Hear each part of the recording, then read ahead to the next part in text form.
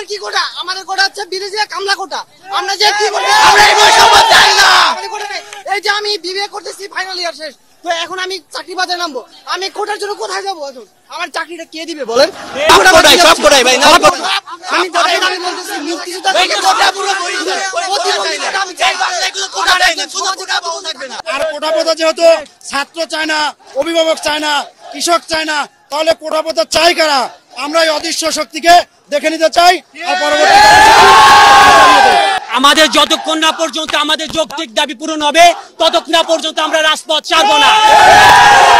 এবং আজকে 3টার পর আমাদের ঢাকা ইউনিভার্সিটি প্রোগ্রাম শুরু হবে, আন্দোলন শুরু হবে। আমরা 3টা পর্যন্ত থাকবো এবং তার পরবর্তীতে আমরা 8টা পর্যন্ত এখানে অবস্থান করবো।